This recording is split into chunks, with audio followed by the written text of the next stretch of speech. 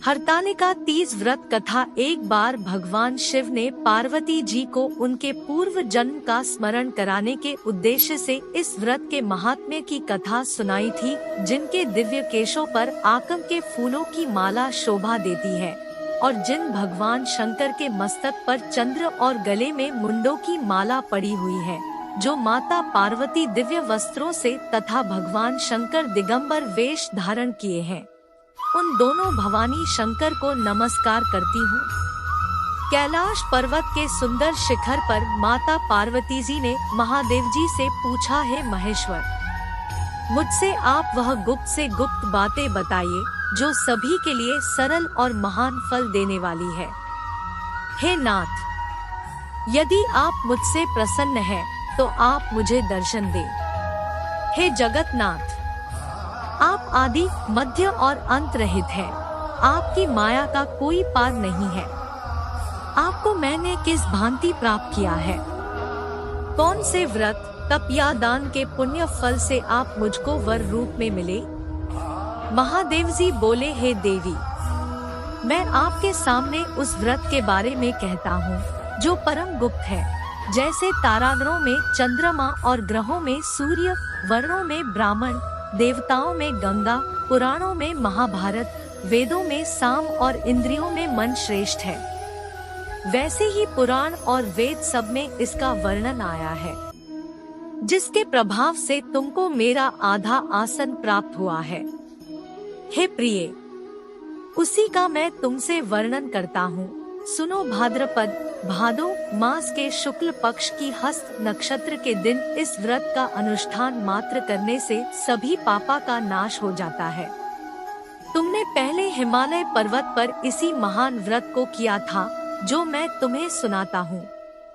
पार्वती जी बोली, है प्रभु, इस व्रत को मैंने किस लिए किया था, यह मुझे सुनने की इच्छा है, सो कृपा करके कहें। शंकर जी बोले, आर्यावर्त में हिमालय नामक एक महान पर्वत है, जहाँ अनेक प्रकार की भूमि अनेक प्रकार के वृक्षों से सुशोभित है, जो सदैव बर्फ से ढके हुए तथा गंगा की कलकल ध्वनि से शब्दायमान रहता है।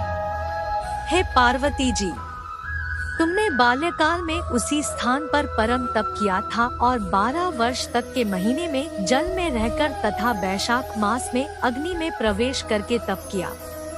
सावन के महीने में बाहर खुले में निवास कर अन्न त्याग कर तप करती रही। तुम्हारे उस कष्ट को देखकर तुम्हारे पिता को बड़ी चिंता हुई। चिंता में वह सोचने लगे कि मैं इस कन्या का विवाह किससे करूं। एक दिन नारद जी वहां आए और देवर्षि नारद ने तुम शैलपुत्री को देखा। तुम्हारे पिता हिमालय ने देवर्षि को अर्घ्य, पाद्य, आसन देकर सम्मान सहित बिठाया और कहा, है मुनीश्वर, आपने यहाँ तक आने का कष्ट कैसे किया, कहें क्या आज्ञा है? नारद जी बोले, हे गिरिराज, मैं विष्णु भगवान का भेजा हुआ यहाँ आया हूँ। तुम मेरी बात सुनो। आप अपनी कन्या को उत्तम वर को दान करें। ब्रह्मा, इंद्र, शिव आदि देवताओं में विष्णु भगवान के समान कोई भी उत्तम नहीं है।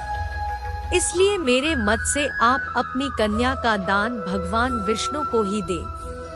हिमालय बोले, यदि भगवान वासुदेव स्वयं ही कन्या को ग्रहण करना चाहते हैं और इस कार्य के लिए ही आपका आगमन हुआ है, तो वह मेरे लिए गौरव की बात है। मैं अवश्य उन्हें ही दूंगा। हिमालय का यह आश्वासन सुनते ही देवर्षि नारद जी आकाश में अंतर्धान हो गए और भगवान विष्णु के पास पहुँचे। नारद जी ने हाथ जोड़कर भगवान विष्णु से कहा, प्रभु, आपका विवाह कार्य निश्चित हो गया है। इधर हिमालय ने पार्वती जी से प्रसन्नता पूर्वक कहा, है पुत्री, मैंने तुमको गरुड़ध्वज भगवान विष्णु को अर्पण कर दिया है। पिता के इन वाक्यों को सुनते ही पार्वती जी अपनी सहेली के घर गई और पृथ्वी पर गिरकर अत्यंत दुखित होकर विलाप करने लगी। उनको विलाप करते हुए देखकर सखी बोली, हे देवी, तुम किस कारण से दुखी हो, मुझे बताओ। मैं अवश्य ही तुम्हारी इच्छा पूरी करूंगी। पार्वती बोली, हे सखी, सुन, मेरी जो मन की अभिलाषा है सुनाती हूँ। मैं महादेव जी को वरण करना चाहती हूँ। मेरे इस कार्य को पिताजी ने बिगाड़ना चाहा है, इसलिए मैं निसंदेह इस शरीर का त्याग करूंगी। पार्वती के इन वचनों को सुनकर सखी ने कहा, हे देवी, जिस वन को तुम्हारे पिताजी ने न देखा हो तुम वहां चली जाओ। तब देवी पार्वती अपनी सखी का यह वचन सुन ऐसे ही वन को चली गई। पिता हिमालय ने तुमको घर पर न पाकर सोचा कि मेरी पुत्री को कोई देव, दानव अथवा किन्नर हरण करके ले गया है।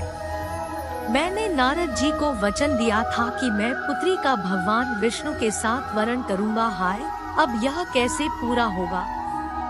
ऐसा सोचकर वे बहुत चिंतातुर हो मूर्छित हो गए। तब सब लोग हाहाकार करते हुए दौड़े और मूर्छा दूर होने पर गिरिराज से बोले कि हमें आप अपनी मूर्छा का कारण बताओ। हिमालय बोले, मेरे दुख का कारण यह है कि मेरी रत्नरूपी कन्या को कोई हरण कर ले गया, या सर्प ने काट लिया, या किसी सिंह ने मार डाला। वह ने जाने कहाँ चली गई, या उसे किसी राक्षस ने मार डाला है।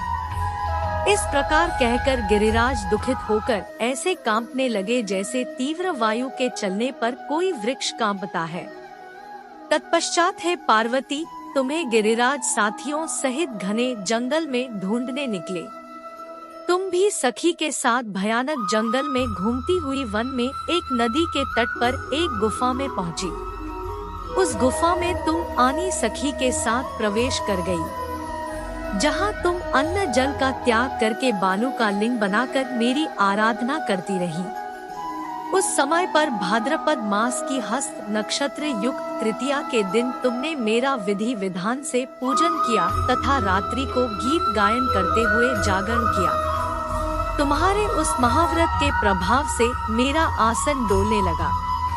मैं उसी स्थान पर आ गया जहाँ तुम और तुम्हारी सखी दोनों थी। मैंने आकर तुमसे कहा, हे वरान्ने, मैं तुमसे प्रसन्न हूँ, फिर तुम मुझसे वरदान मांग। तब तुमने कहा कि हे देव, यदि आप मुझसे प्रसन्न हैं, तो आप महादेव जी ही मेरे पति हो। मैं तथास्तु ऐसा कहकर कैलाश पर्वत को चला गया और तुमने प्रभात होते ही मेरी उस बालू की प्रतिमा को नदी में विसर्जित कर दिया। हे शुभे, तुमने वहां अपनी सखी सहित व्रत का पारायण किया। इतने में तुम्हारे पिता हिमवान भी तुम्हें ढूंढते ढूंढते उसी घने वन में आ पहुँचे। उस समय उन्होंने नदी के तट पर 2 कन्याओं को देखा तो ये तुम्हारे पास आ गए और तुम्हें हृदय से लगाकर रोने लगे। बोले, बेटी, तुम इस सिंह व्याघ्रादि युक्त घने जंगल में क्यों चली आई? तुमने कहा, हे पिता, मैंने पहले ही अपना शरीर शंकर जी को समर्पित कर दिया था, लेकिन आपने नारद जी को कुछ और बोल दिया, इसलिए मैं महल से चली आई। ऐसा सुनकर हिमवान ने तुमसे कहा कि मैं तुम्हारी इच्छा के विरुद्ध यह कार्य नहीं करूँगा। तब वे तुम्हें लेकर घर को आए और तुम्हारा विवाह मेरे साथ कर दिया। हे प्रिय, उसी व्रत के प्रभाव से तुमको मेरा अर्धासन प्राप्त हुआ है। इस व्रतराज को मैंने अभी तक किसी के सम्मुख वर्णन नहीं किया है। हे देवी, अब मैं तुम्हें यह बताना हूँ कि इस व्रत का यह नाम क्यों पड़ा। तुमको सखी हरण करके ले गई थी, इसलिए हरतालिका नाम पड़ा। पार्वती जी बोली, हे स्वामी, आपने इस व्रतराज का नाम तो बता दिया, लेकिन मुझे इसकी विधि और फल भी बताइए कि इसके करने से किस फल की प्राप्ति होती है। तब भगवान शंकर जी बोले, सौभाग्य की इच्छा रखने वाली महिलाओं को यह व्रत पूरे विधि विधान के साथ करना चाहिए। व्रत में केले के खम्भों से मंडप बनाकर उसे वंदनवारों से सुशोभित करें। उसमें विविध रंगों के उत्तम रेशमी वस्त्र की चांदनी ऊपर तान दे। चंदन आदि सुगंधित द्रव्यों का लेपन करके महिलाएं एकत्रित हों। शंख, भेरी, मृदंग आदि बजावे। विधि पूर्वक मंगलाचार करके श्री गौरी शंकर की बालू निर्मित प्रतिमा स्थापित करें। फिर भगवान शिव पार्वती जी का गंध, धूप, पुष्प आदि से विधि पूर्वक पूजन करें। अनेकों नैवेद्यों का भोग लगावे और रात्रि को जागरण करे।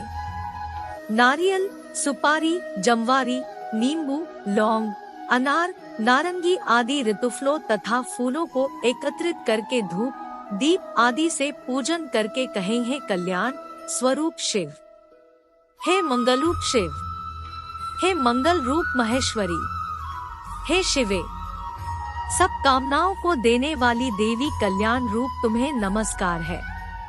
कल्याण स्वरूप माता पार्वती, हम तुम्हें नमस्कार करते हैं। भगवान शंकर जी को सदैव नमस्कार करते हैं।